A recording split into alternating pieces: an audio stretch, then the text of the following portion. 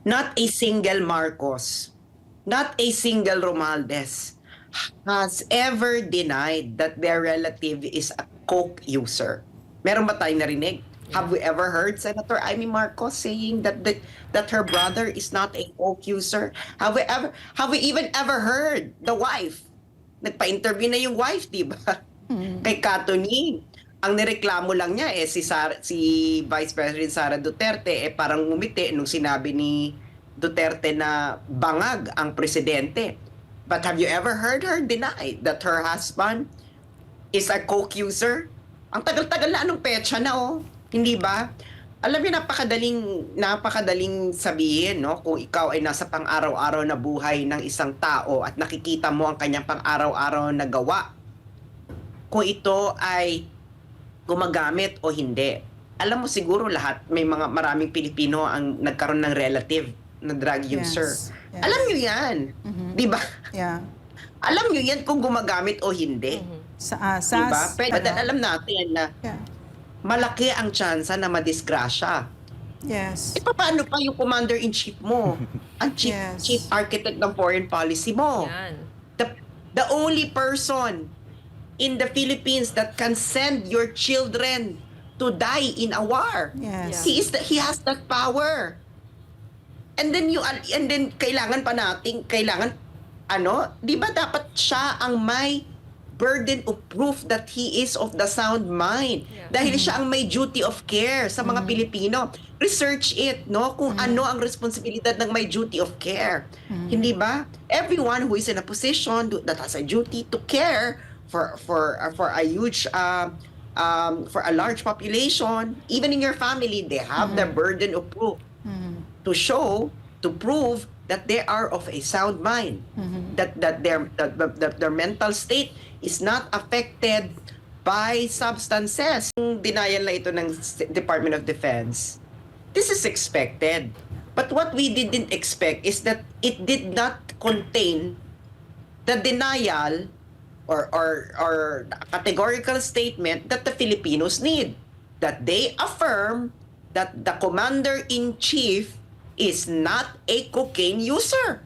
Di ba that's what you should be doing? Na you should be standing behind your commander-in-chief and actually proving to us that he is not a cocaine user.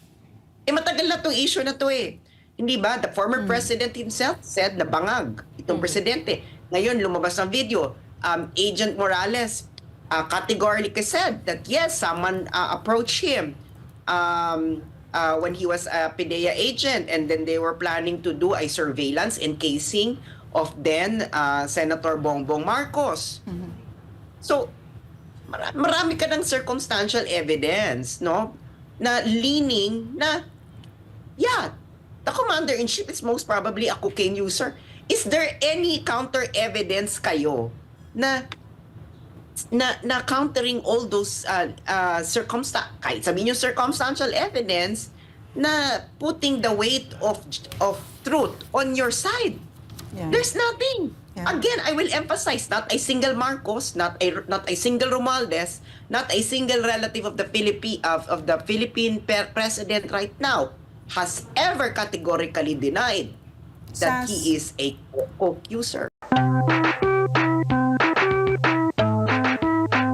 video being circulated emanating from a Maiso gathering in LA is again a maliciously crude attempt to destabilize the administration of President Ferdinand Marcos Jr. They will not succeed. Even the release of the contrived video in the U.S. is a cowardly attempt to escape Philippine criminal jurisdiction. We urge the proper U.S. authorities to investigate and bring to justice the perpetrators of this disgusting act. What's your comment on that, Sass? Galing yan sa Department of National Defense, correct? Yeah, I think so. Yeah, it is from the Department of National Defense. Well, alam niyo naman sa Constitution, no, ang number one duty ng government officials ay protect the people.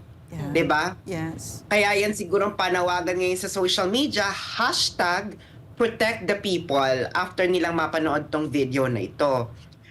Ang nakapagtaka dito sa statement na ito, sa ating mga manonood at sa inyo dyan sa SMNI, simple lamang na statement, categorical denial that the commander-in-chief is not a co-accuser. Wala sila dyang nakalagay. No, na yun ang issue Hindi ba? Yeah. So Sass, if they come out with a categorical statement saying that the commander-in-chief is not a cocaine user, will that be fine with you? Well, Lorraine, the issue has been there 2 years na. Since naupo ang naging commander-in-chief nila yan, hanggang ngayon wala pa silang sinasabing categorical denial. Ngayon lumabas na ang video, ngayon sabihin nila the obviously fake video. Yeah. Alam nyo, simple. Okay, the commander-in-chief should have taken a hair follicle test a long time ago. Actually, dapat regular yan kung if the issue keep on coming back di ba? Kahit anong moment, sabihin mo, okay, I'm gonna have a hair follicle test right now. Di ba? Bakit hair follicle test? Because coke only stays in urine for 3 days. After 3 days, you're clean. So wala ka ng trace niyan. Hair follicle, mga 90 days yung nagsistay sa system. So dapat matagal na nila itong kinounter because the issue has been there. Pero wala naman silang sinasabi. And let me remind the Filipino public, not a single Marcos, not a single Romualdez has ever denied that their relative is a coke user. Meron ba tayong narinig? Have we ever heard Senator Imee Marcos saying that her brother is not a coke user? Have we even ever heard the wife? Nagpa-interview na yung wife, di ba? Kay Katoni. Ang nireklamo lang niya si Vice President Sara Duterte parang ngumiti nung sinabi ni Duterte na bangag ang presidente. But have you ever heard her deny that her husband is a coke user? Ang tagal-tagal na anong petsa na Hindi ba? Alam niyo, napakadaling sabihin, no? Kung ikaw ay nasa pang-araw-araw na buhay ng isang tao at nakikita mo ang kanyang pang-araw-araw na gawa, kung ito ay gumagamit o hindi. Alam mo siguro maraming Pilipino ang nagkaroon ng relative na drug user. Yes. Alam niyo yan. Di ba? Yeah. Alam niyo yan kung gumagamit o hindi. Sass, Diba? Pwede niyo sabihin, yes. Yeah, so the way they describe the video is the obviously fake video, no? So can you comment on that? Because I was told, no, that this video has been authenticated on 2 levels and it has passed both levels. Number 1, the first level is that it is not a fake, it is authentic, and that number 2, that it is indeed Bongbong Marcos that is in that video. So I don't know where Alam mo, yes, go ahead. Well, pwede naman sigurong i-meet yung challenge na yan, no? Na if they say that it is fake, then there must be a third party who can collect the video kung nasaan man yung mother copy ng video na yan, and then they can present it and have it authenticated in a third party, preferably sa labas ng Pilipinas, hindi ba? Yeah. Like for Yes. example, sa Singapore, di ba? For example, sa Singapore, or have it in the United States. Mas maganda, 3 pang continent, no? Iba-iba. You can have it authenticate in Singapore, 1 in Canada or the United States, and another 1 in Europe para magkaroon ka ng 3 opinion if the video is authentic or not. And mahirap kasi pag sa Pilipinas yan ipapaano, di ba? Baka magurgur yung magdi-deliver ng video. Yes. Yes, Miss Sass, may tanong lang din po ang ating mga kababayan dito na kasi every time mag-release tayo ng mga ganitong uri ng pasabog, maglalabas lang silang statement. I-deny na hindi totoo yan. And at the same time, ang hinihiling natin na drug test, wala pa rin po. Ano daw po ang kapamaraanan na kinakailangan pa po natin gawin para at least mas mabigyan diin natin na ang ating Pangulo po ay talaga namang lulong at wala na daw pong pag-asa ang bansa? Well, i-refer ko lang sa Constitution, no? 1987 Philippine Constitution, ang mga Pilipino, Article 2, Section 3. The Armed Forces of the Philippines is the protector of the people and the state. Matindi yung wording doon. Ang Yes. unang-una doon, it's protector of the people. The Armed Forces of the Philippines is the protector of the people. Ito ang nakasaad sa Section 3, Article 2 ng Philippine Constitution. Sa Section 4, Article 2, the prime duty of the government is to serve and protect the people. Hindi ba? So, ang ano dyan is, sino bang pinoproteksyonan ninyo? Yeah. Hindi ba? Yung nakaupo ba o yung taong bayan? Kasi, this is not, this is a very serious allegation against the commander-in-chief. Yeah. Hindi ba? Ngayon, ang lumabas na video that appears na the commander-in-chief is sniffing what appears to be a white powdery substance, then bakit, di ba dapat ang bias ng gobyerno Yes. at ng Armed Forces of the Philippines doon sa duty Correct. na protect the people? Kasi alam mo, matagal na tong ano na to ugong-ugong hindi ba? I will be surprised kung ang mga yellows o kakamping hindi sila nagkaroon nito ng copy noon. Siguro hindi lang nila nilabas or whatever, maybe they're using it for something. Pero ngayon, it so happened na the video landed on people na wala namang political hindi sila politiko, they're not maneuvering, no? Ilalabas lang talaga nila 'yan, and I believe I was told na kaya ito natagal na lumabas kasi pina-authenticate pa ito. No, bago ito ilabas kung ito ba AI generated, kung fake, and ayun nga may nakapagsabi din sa akin na the authentication revealed na it is not deepfake. Yeah. Hindi ba? Hindi ito AI.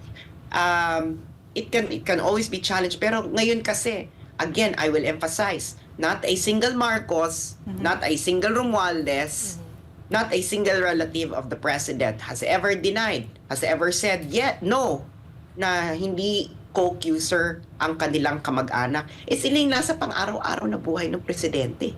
Yeah. Correct. Yeah. Miss Sass, magandang araw po si Ina ito. Susugan ko po itong mga nabanggit nyo kasi lumabas na ang video kasi dati sinasabi, ilabas na ngayon, lumabas na po. Ano po ang basa ninyo na gagawin ngayon ng Kongreso o ng Marcos administration ngayon tungkol dito? Kasi, di ba, ito po pwedeng maging ground po para maging ma-impeach ang Pangulong Marcos.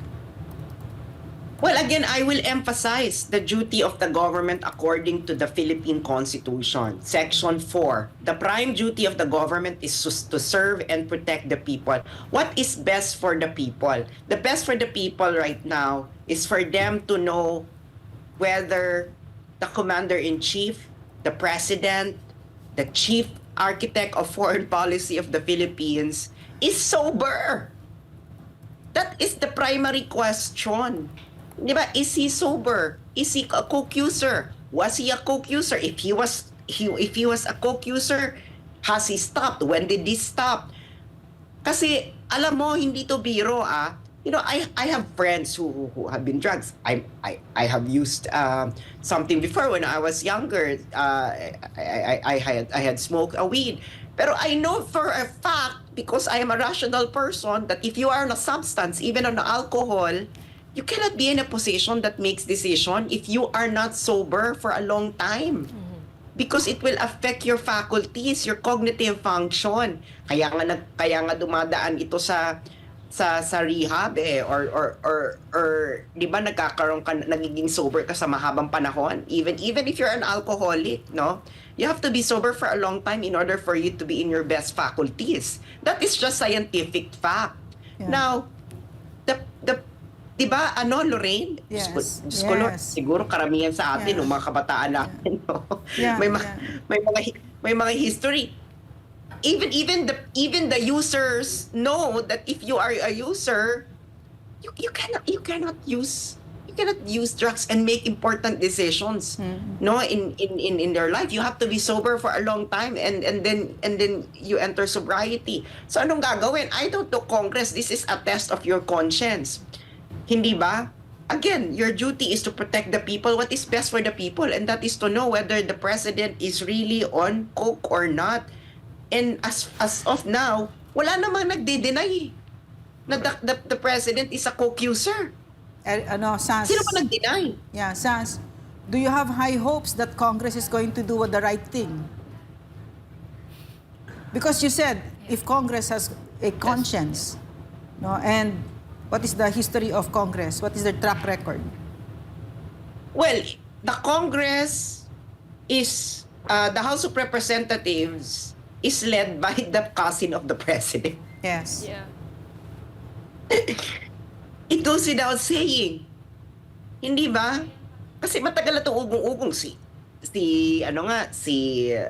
Nikki Cosseteng nga, di ba, noong 2022, categorical yan sinasabi na itong candidate pa lang noon na si BBM ay gumagamit. Wala naman nagdemanda sa kanya noon. Hindi pa presidente yung nakaupo. Tapos ngayon atat na atat silang magdemanda. Ngayong presidente ka na. Hindi ba dapat mas atat na atat ang taong bayan? Hindi ba? At ang kongreso, ang mga congressman, ang boses ng taong bayan, atat na atat, mas atat na atat talaga tayo dapat. Na malaman na Sass, may tatanong ang ako. ating...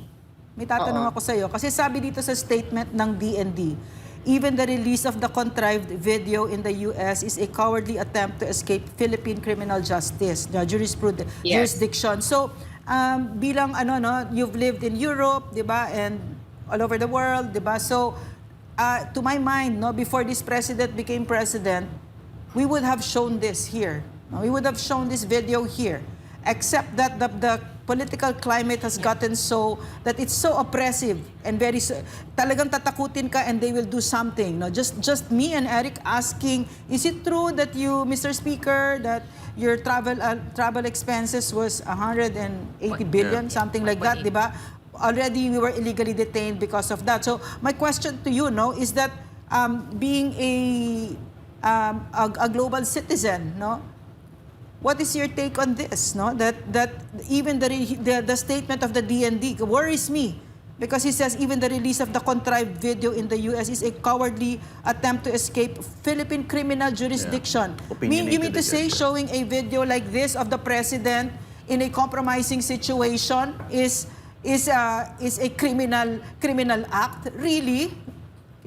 Hindi, ang sabi kasi nila, una, fake ang video. Yes. Diba? And then, sabi nila, okay. ang pagpapalabas ng fake na video na ito is an attempt to escape criminal jurisdiction. Okay. Yes. And ang dami namang, unang-una, ang dami namang fake na inilalabas sa mga government official. It's not just a video. Di ba? Kung sila, halimbawa yung the mere accusation, Lorraine, the former president already said na bangag ang presidente. Yeah.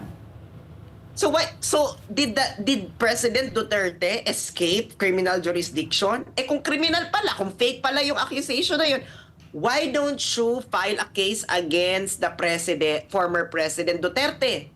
It's already July. Hindi ba? Yeah. Oh. So Sass? So once Yes. again, parang what I'm seeing kasi is a lifetime pattern of this man, this Bongbong Marcos, where people protected him, and covered up for him so that he was able to step into high office. He was governor, he was congressman, he became senator, despite his lackluster performance, and the only thing that he had going for him was his family name. People covered up for him. And I remember asking Senator Imee Marcos, why did he run if he didn't have any plans of serving the Filipino people? And her response was so clear. She said, because ever since we were small, we were told the expectation on Bongbong Marcos was there was supposed to be another President Ferdinand Marcos. In other words, they felt entitled to the presidency. So they had to cover up for this fractured human being. So Sass, please comment on that. Well, again, nabanggit mo si Senator Imee Marcos. Even Senator Imee Marcos has not denied that her brother is on coke or a coke user. Has she? No. No. Has any Romualdez? Again, has any Romualdez? No. Di ba? Even the immediate family has never denied that. Ngayon, itong sinasabi mo, Lorraine, no, people have always protected him. Well, there are always enabler around Correct. wrongdoings like this. Yung sinasabi ng Department of National Defense na the showing of the contrived video in the US is a cowardly attempt to escape Philippine criminal jurisdiction. Pero at the same time, they want the US authorities to investigate and to actually punish the perpetrators ng sinasabi nilang disgusting act. Pero hindi naman nila malaman kung ano yung criminal doon. I think it is high time.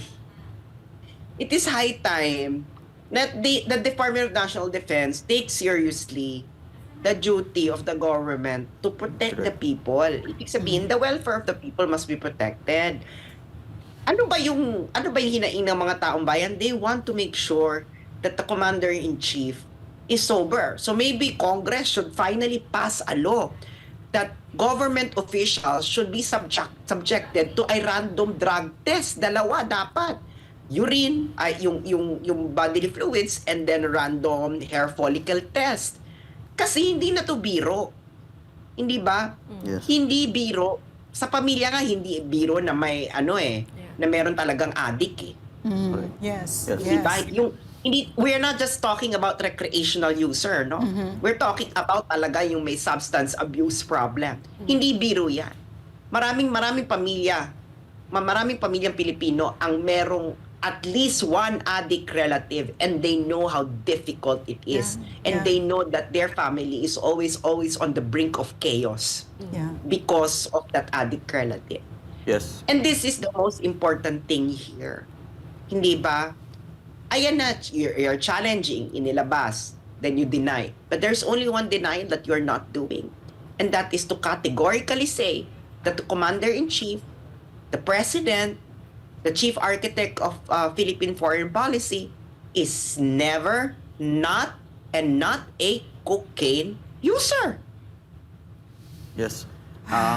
Kadugtong po sa nabanggit po ninyo, Ms. Sass, gusto ko lang din po itanong, dahil napakalinaw naman po ng mga sunod-sunod na mga issues, kung saan every time na magkakaroon ng mga issues po laban sa ating Pangulo, ay may inalalabas din po ang mga government agencies in protection po sa ating Pangulo.